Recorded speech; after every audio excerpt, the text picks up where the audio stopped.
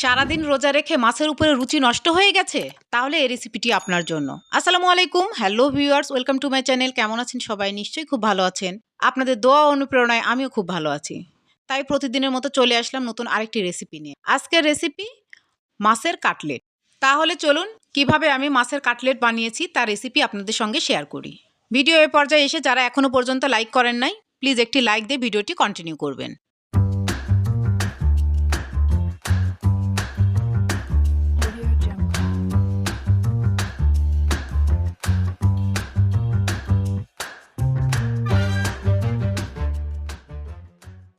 মাছের কাটলেট বানানোর জন্য এখানে মাঝারি সাইজে 6টি আলু বয়েল করে ছিলে রেখেছি। আর 4 পিস আমি পাঙাশ মাছ নিয়েছি। আপনারা যে কোনো মাছ দিয়ে মাছের কাটলেটটি বানাতে পারবেন, তবে পাঙাশ মাছের কাঁটা কম থাকে তাই আমি পাঙাশ মাছ নিয়েছি। মাছটাকে ভাজার জন্য প্রথমে হলুদ গুঁড়া দিয়ে দিলাম, শুকনো মরিচের গুঁড়া দিলাম এবং স্বাদমতো লবণ দিলাম। এবার মাছের পিসগুলোকে খুব ভালো করে মাখিয়ে নিলাম। তেলের মধ্যে ভেজে নিব, তার জন্য একটি কড়াই চুলায় বসিয়ে দিলাম। পরিমাণ মতো সরিষার তেল দিলাম। তেলটা গরম হয়ে উঠেছে, মাছগুলো ভাজার জন্য তেলের মধ্যে ছেড়ে দিলাম। এবার এক পাশ ভাজা হয়ে গিয়েছে, উল্টে দিচ্ছি আর এক পাশ ভাজার জন্য। মাছগুলোর দুই পাশই ব্রাউন কালার করে ভেজে নিয়েছি। এবার আমি একটি প্লেটে তুলে নিচ্ছি। এবার মাছগুলো ঠান্ডা হতে হতে বয়েল করা আলুগুলোকে আমি কুড়ে নিব।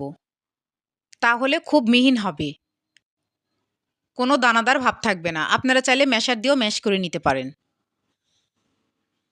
আমি এইভাবে ম্যাশ করে নিলাম।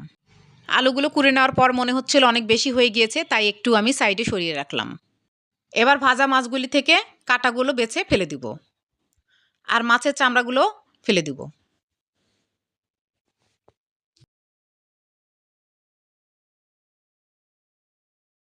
এইভাবে আমি মাছগুলো থেকে কাঁটাগুলো আলাদা করে নিয়েছি এবং হাত দিয়ে খুব ভালো করে ম্যাশ করে নিলাম। এবার ম্যাশ করা আলুগুলোর মধ্যে ম্যাশ করা মাছগুলোকে ঢেলে দিলাম। 1 কাপ পেঁয়াজ কুচি দিলাম, 1 চা চামচ পরিমাণ রসুন কুচি দিলাম, 1 টেবিল চামচ পরিমাণ কাঁচামরিচ কুচি দিলাম। ঝালটা আপনার ইচ্ছা মতো কমিয়ে বাড়িয়ে নিতে পারবেন। ধনিয়া পাতা কুচি দিলাম, 1/2 চামচ পরিমাণ চিলি ফ্লেক্স দিলাম। ভাজা গুঁড়া মশলা অ্যাড করে দিলাম। এখানে ধনিয়া, গরম মশলা, জিরা এবং গোলমরিচ একসঙ্গে আছে। স্বাদ মতো লবণ দিলাম। 1/2 চামচ চিনি দিলাম। চিনি দিলে টেস্ট ইনহ্যান্স করবে, না চাইলে স্কিপ করতে পারেন। আদা বাটা দিতে ভুলে গিয়েছিলাম, সেজন্য 1 চামচ আদা বাটা দিলাম। এবার হাত দিয়ে খুব ভালোভাবে মাখিয়ে নিব। খুব ভালোভাবে মাখিয়ে নিয়েছি। যত ভালোভাবে মাখাবেন টেস্ট কিন্তু ততটাই বেশি হবে। এবার আমি হাত ধুয়ে নিব। হাত ধুয়ে ফিরে আসলাম। হাতে একটু সয়াবিন তেল মাখিয়ে নিলাম, তাহলে কাটলেটের শেপটা দিতে ভালো হবে। এবার যে পরিমাণ আমি কাটলেট তৈরি করব ঠিক সেই পরিমাণ হাতে নিয়ে একটা কাটলেটের শেপ দিয়ে দিব। আপনারা দেখে প্লিজ বুঝে নেবেন কিভাবে আমি কাটলেটের শেপটা দিচ্ছি।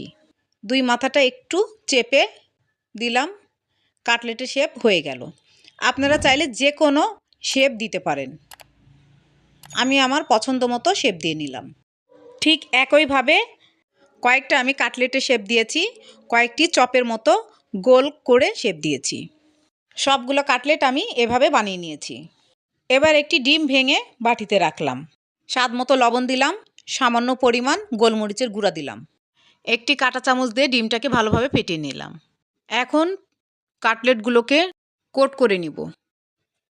প্রথমে ডিমের মধ্যে গড়িয়ে নিলাম, এরপর ব্রেড ক্যাম্পে গড়িয়ে নিলাম। কোটিং হয়ে গেল। এইভাবে আমি সবগুলো কাটলেট কোটিং করে নিলাম। আপনারা এইভাবে ডিপ ফ্রিজেও ফ্রোজেন করে রাখতে পারবেন, আবার সঙ্গে সঙ্গে ভেজেও খেতে পারবেন। কাটলেটগুলো ভেজে নেওয়ার জন্য একটি কড়াই চুলায় বসিয়ে দিলাম এবং পরিমাণ মতো সয়াবিন তেল দিয়ে দিলাম। তেলটা হালকা গরম হয়ে উঠলে একটা একটা করে কাটলেটগুলো তেলের মধ্যে ছেড়ে দিলাম। আর এখানে চুলার হিটটা লো ফ্লেমে থাকবে। চুলার হিট বাড়িয়ে দিলে কাটলেটগুলো পুড়ে যাবে, খেতে মজা লাগবে না।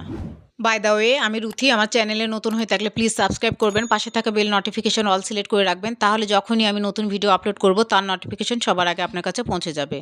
লাইক কমেন্ট করবেন। যারা ফেসবুক ও ইনস্টাগ্রাম থেকে দেখছেন প্লিজ পেজটাকে ফলো দিয়ে রাখবেন, লাইক কমেন্ট করবেন। যারা অলরেডি লাইক কমেন্ট সাবস্ক্রাইব এবং ফলো দিয়েছেন তাদেরকে ম্যানি ম্যানি থ্যাঙ্কস। আজকে আমার চ্যানেলের এই ভিডিওটি যিনি ফার্স্ট ভিজিট করেছেন তাকেও ম্যানি ম্যানি থ্যাঙ্কস। কাটলেটগুলোর দুই পাশ সুন্দর ব্রাউন কালার চলে এসেছে। এবার আমি একটা একটা করে তুলে নিচ্ছি। এক ব্যাচ কাটলেট ভাজা হয়ে গিয়েছে, সেগুলো আমি তুলে নিয়েছি। এবার দিয়ে দিলাম আরেক ব্যাচ কাটলেট। এগুলো আমি গোল শেপে বানিয়েছি। আমি 2 রকম শেপ দিয়ে বানিয়ে দেখালাম। এই আইটেমটি আপনারা ইফতারিতেও খেতে পারেন, গরম ভাতের সঙ্গেও খেতে পারেন। মাছ খেতে ভালো না লাগলে এভাবে মাছের কাটলেট বানিয়ে খাবেন। আশা করি খুব ভালো লাগবে।